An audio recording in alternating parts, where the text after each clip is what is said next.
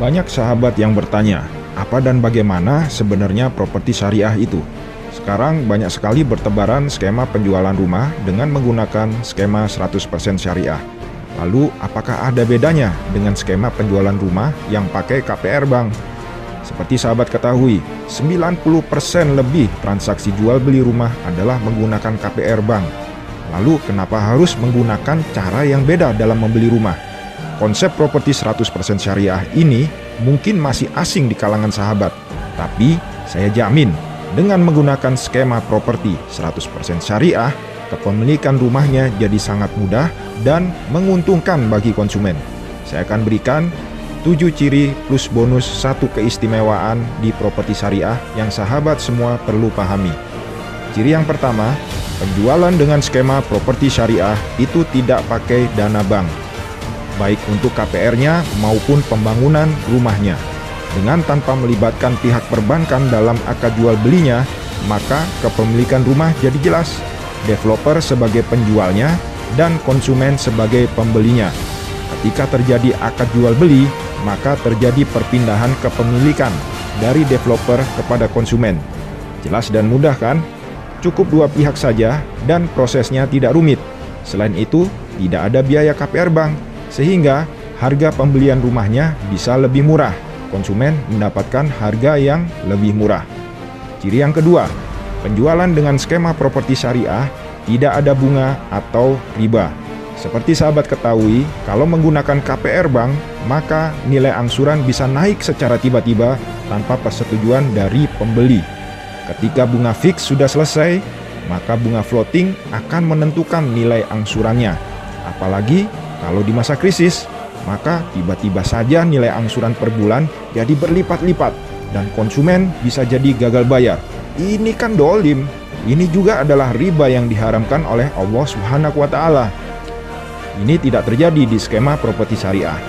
Dengan skema properti 100% syariah, maka ketika terjadi akad jual beli, maka harga fix tidak berubah lagi selama masa perjanjian.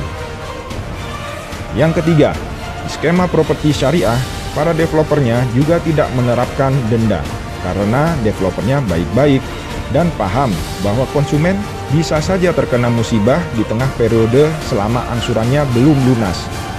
Karena paham bahwa musibah ini adalah sesuatu yang di luar kendali konsumen, maka apabila konsumen terkena musibah dan mengakibatkan angsurannya tertunda, maka konsumen bisa datang ke developernya, kemudian meminta izin untuk menunda pembayaran. Tetapi, jangan lupa sahabat, kalau memang punya kemampuan angsuran dan kondisinya baik-baik saja, jangan pura-pura terkena musibah ya, ntar kena musibah betulan, naudzubillah min dzalik. Keempat, di properti syariah juga tidak menerapkan sita rumah.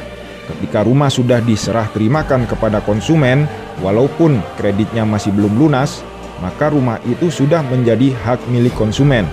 Penjual tidak berhak lagi untuk mengambil rumahnya. Hak penjual hanya menagih hutangnya saja. Nah, kalau ternyata terkena musibah yang mengakibatkan konsumen tidak bisa melanjutkan angsuran, maka datang saja ke developernya dan utarakan musibah yang terjadi. Insya Allah bisa dicarikan jalan keluar yang sama-sama meringankan kedua belah pihak. Adil toh? Kelima, apabila konsumen ingin mengajukan kredit angsuran pembelian rumah, developer tidak akan melakukan BI checking. Developer punya skema dan sistem sendiri untuk memverifikasi apakah konsumen layak atau tidak untuk diberikan persetujuan pengambilan rumah dengan skema kredit syariah. Jadi jangan khawatir sahabat, yang tidak punya akses perbankan pun juga bisa membeli rumah dengan skema properti syariah ini.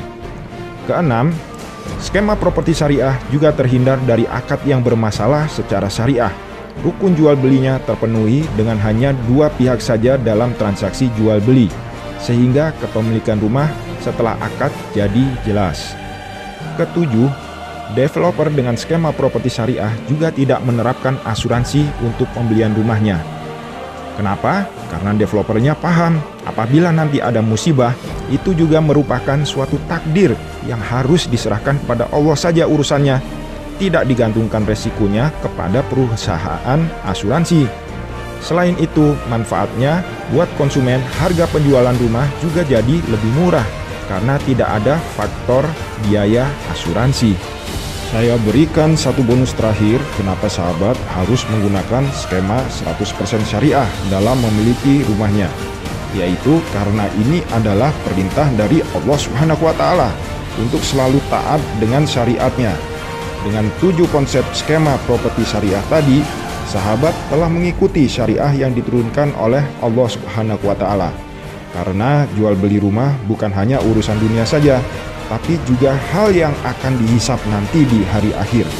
Jadi, pastikan skema jual beli rumahnya bisa sesuai dengan yang disyariatkan oleh Allah Subhanahu wa Ta'ala.